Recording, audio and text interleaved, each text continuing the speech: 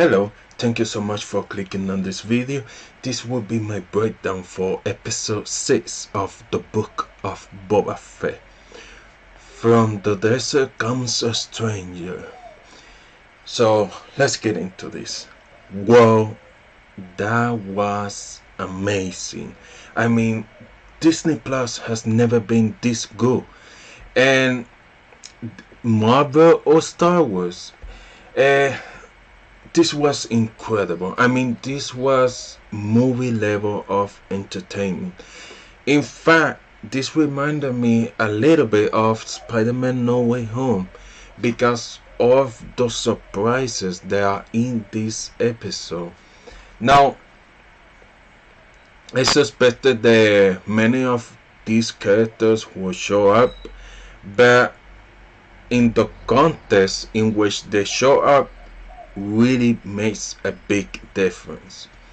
And it was just amazing review after amazing review after amazing review, and you can say that maybe it were a little bit similar to Avengers Endgame in that regard.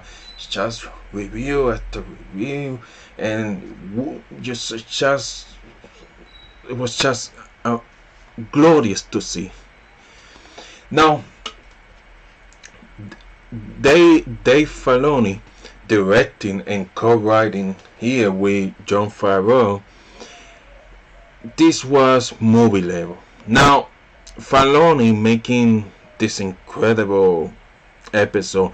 I mean, some of the shots here was gorgeous, and I like the way that he directed this western, because these Star Wars shows are very western influential, but it was just so perfectly well done.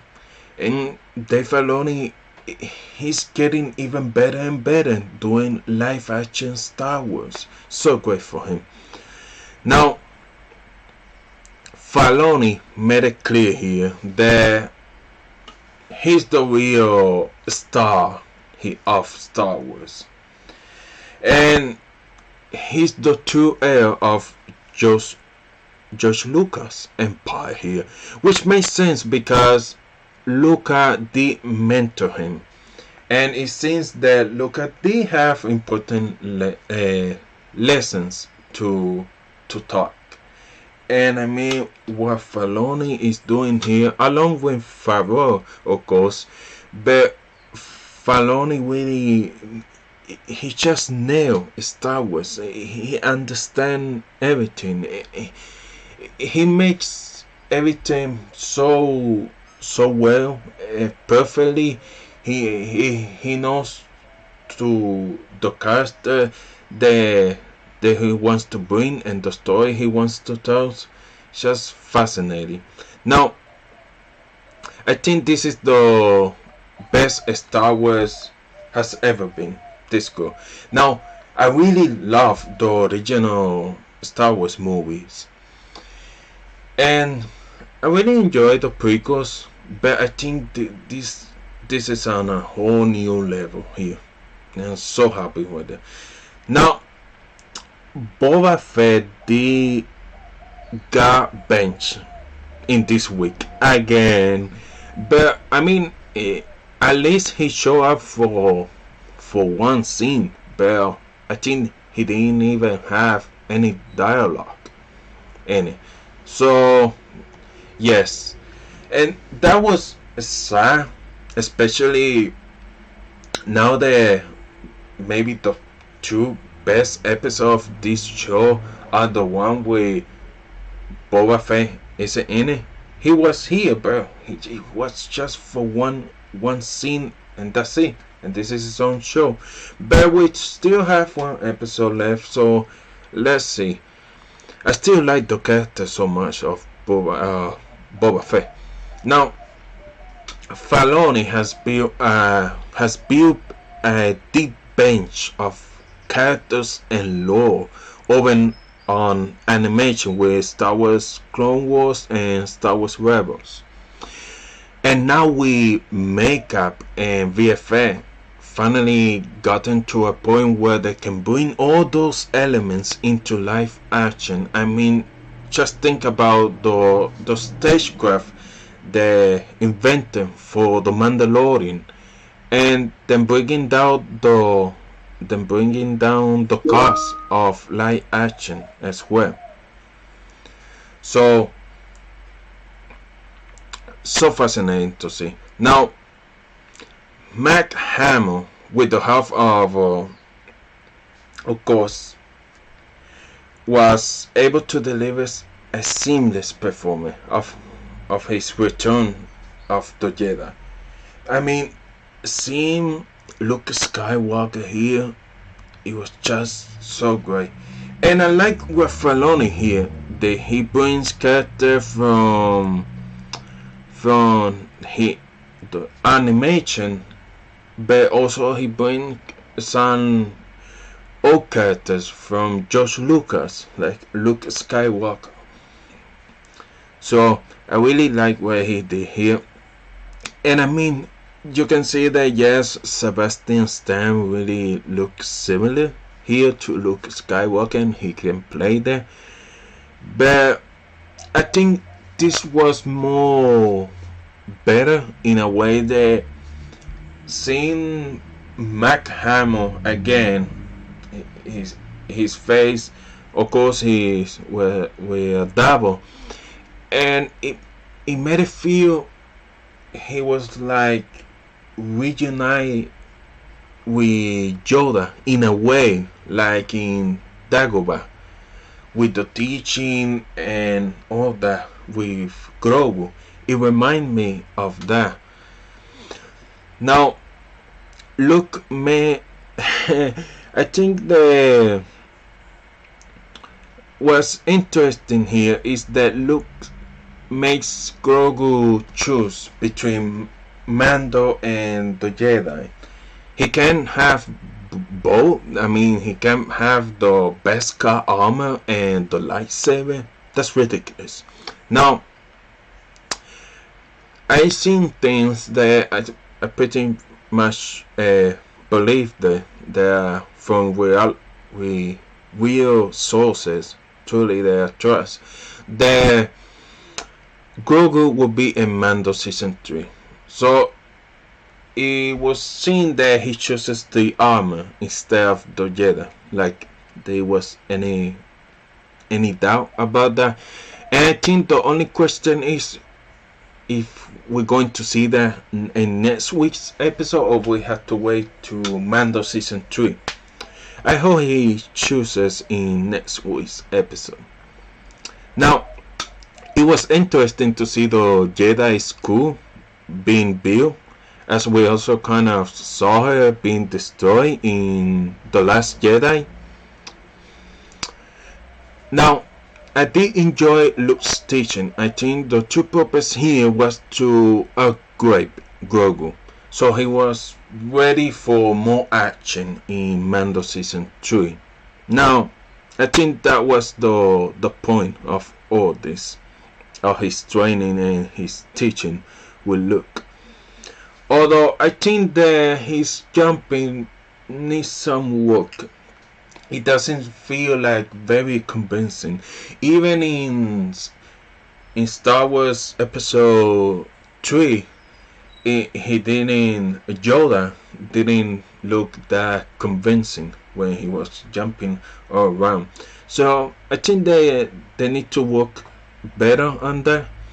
But from the rest is good. Now we also have the first scene with Ahsoka and Luke, the son of the Jedi Master who trained her, Anakin Skywalker. And we're going to be getting Anakin Skywalker back on her show. And we also have her on Obi-Wan. So Hayden Christensen is coming back, and that is so fun. I'm so happy for him. Now, Rosario Dawson is Ahsoka. That was incredible casting. She's a very mature Ahsoka, though, and she younger Ahsoka had a lot of personal attachment to her, and this one doesn't have that. Of course, she's more mature about that, but I would like her to to go back and give us some dialogue of how the character evolved to that, and the stage she's in now.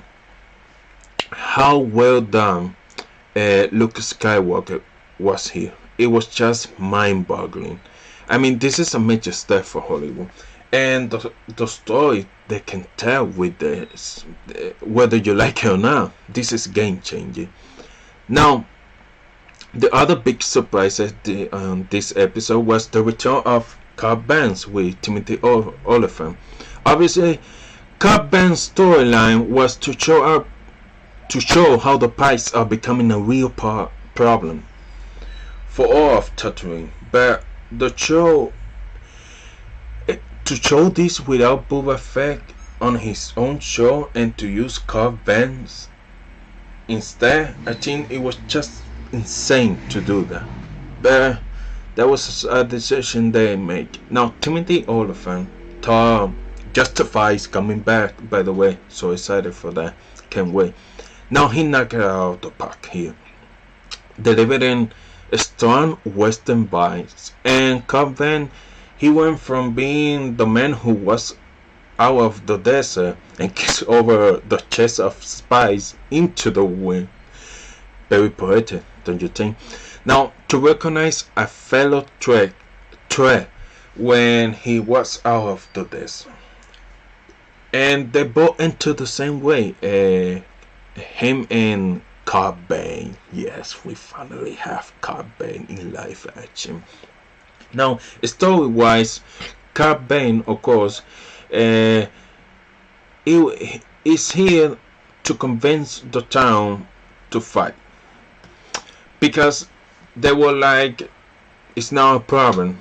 So when he sees Cobb Bane is here to make it your problem, and Bane stepping into live action was truly terrifying. I think more terrifying than I was expecting. From the VFX that brought him to life, I mean, his pointing teeth was scary enough, but when he lifted the brain off of his head and revealed these big glowing eyes, it was very unsettling. And I was like, whoa, I mean, that's incredible. And also what else saw this moment was the look of terror of Timothy Olyphant's face. I mean, Timothy Olyphant did a big service to Cobb Bane here. He was just really selling how terrifying he was, and that was amazing. And I was like, please, please, Cobb Bane, don't kill Cobb Vance. Now the deputy was stepping, and I'm pretty sure he's dead. Now Cobb, while he wasn't moving, I think he breathed a little bit. So I hope he was only wounded, obviously intentionally, as a warning from Bane, because Bane doesn't miss. Now, I love Bane. I think he's a really fascinating character and an extraordinary bounty hunter. Since I first saw him in Star Wars The Clone Wars animated series, and I recently saw him in Star Wars The Bad Batch, which was also pretty good.